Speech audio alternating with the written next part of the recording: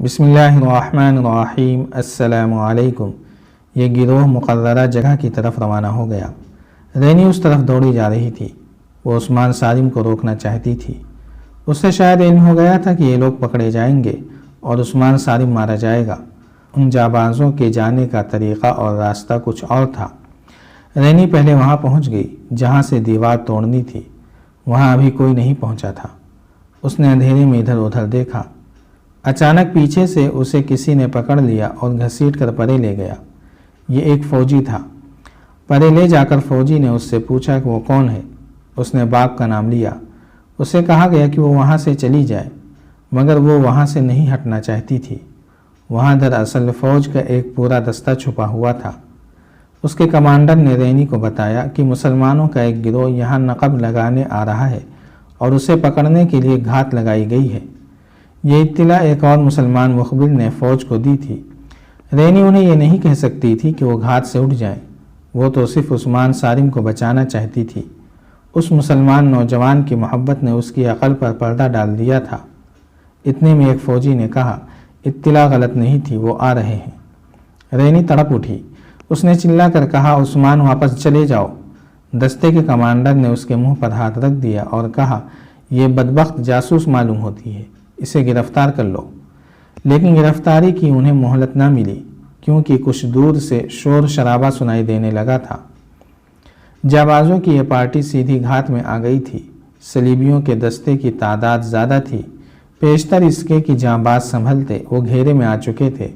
مشعلیں جل اٹھیں، جن کی روشنی میں جانباز صاف نظر آنے لگے۔ ان کے پاس کھدائی کا سامان، برچھیاں اور خنجر تھے۔ بھاگ نکلنے کی کوئی صورت نہیں تھی۔ ان میں 11 لڑکیاں تھیں۔ صلیبی کمانڈر نے بلند آواز سے کہا، لڑکیوں کو زندہ پکڑو۔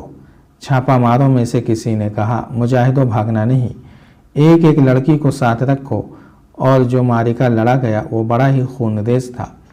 چھاپا مار تو تربیت یافتہ لڑاکے تھے، خوب لڑے، لیکن لڑکوں اور لڑکیوں نے صلیبیوں کو حیران کر دیا۔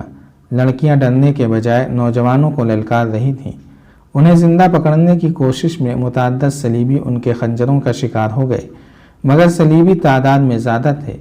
چونکہ یہ معرکہ قلعے میں لڑا جا رہا تھا، اس لیے صلیبی فوج کے 2 دستے اور آ گئے۔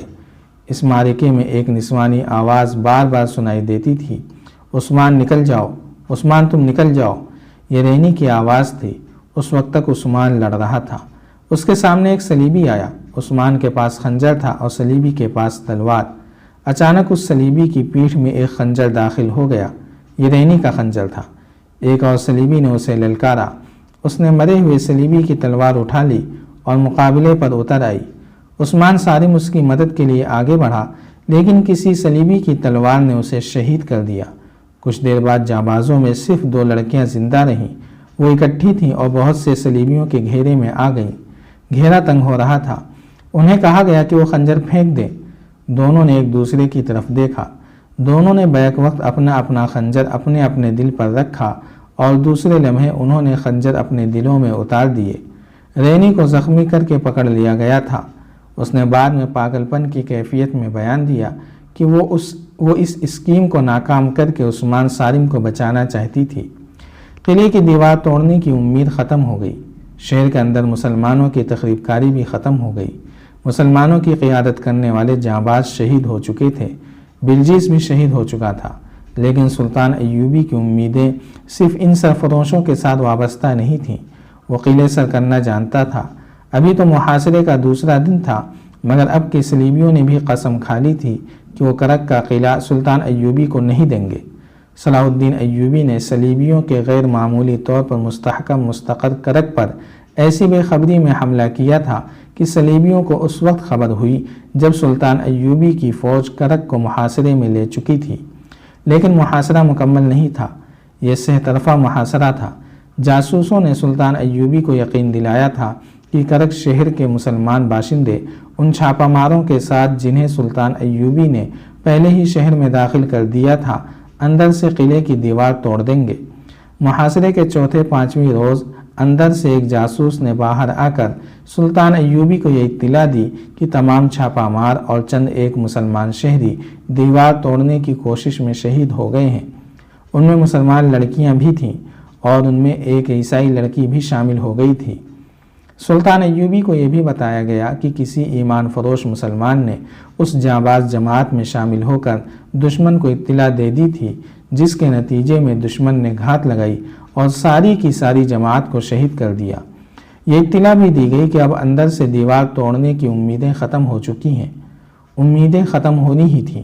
صلیبیوں نے جب دیکھا کہ دیوار توڑنے والوں میں کرک کے مسلمان نوجوانوں اور لڑکیوں کی لاشیں تھیں تو انہوں نے مسلمانوں کی پکڑ دھکڑ اندھادھند شروع کر دی۔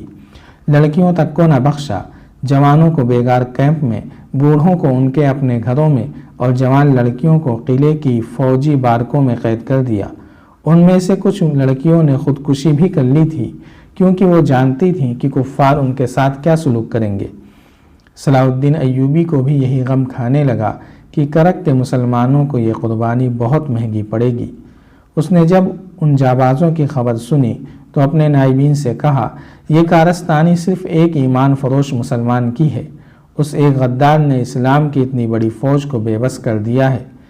ایک وہ ہیں جنہوں نے اللہ کے نام پر جانیں قربان کر دی، ایک یہ مسلمان ہیں جنہوں نے اللہ کا ایمان کفار کے قدموں میں رکھ دیا ہے۔ یہ غدار اسلام کی تاریخ کا رخ پھیر رہے ہیں۔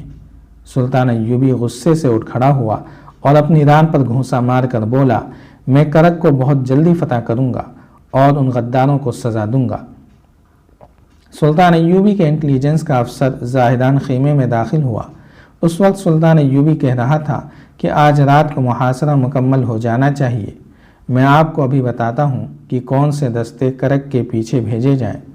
مداخلت کی معافی چاہتا ہوں امیر مصر، زاہدان نے کہا، اب شاید آپ محاصرہ مکمل نہیں کر سکیں گے، ہم نے کچھ وقت ضائع کر دیا ہے۔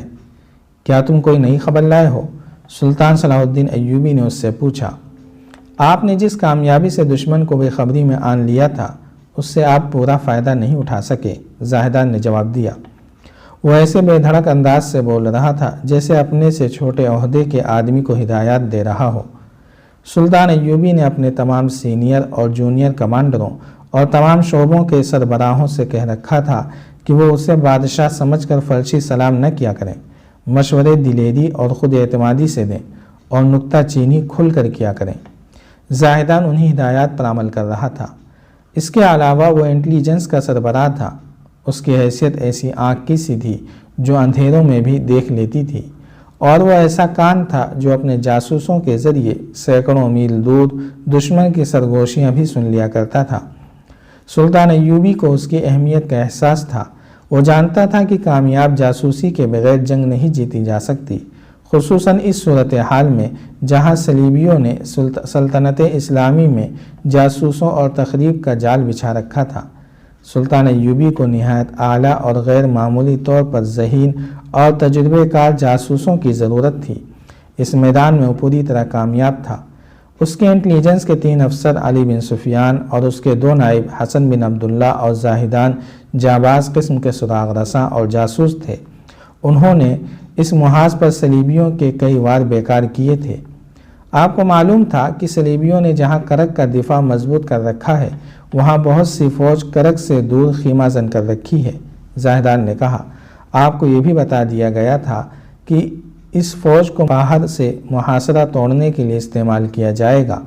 جاسوسوں کی اطلاع صاف بتا رہی تھی کہ اب صلیبی قلعے سے باہر لڑیں گے، پھر بھی آپ نے فوری طور پر محاصرہ مکمل نہیں کیا۔ اس سے دشمن نے فائدہ اٹھا لیا ہے۔ تو کیا انہوں نے حملہ کر دیا ہے؟ سلطان صلاح الدین ایوبی نے بے تابی سے پوچھا۔ آج شام تک ان کی فوج اس مقام پر آ جائے گی جہاں ہماری کوئی فوج نہیں، زاہدان نے جواب دیا۔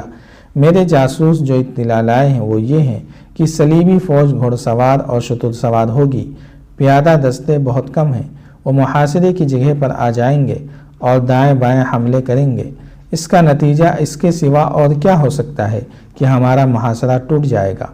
صلیبیوں کی تعداد بھی زیادہ بتائی جاری ہے۔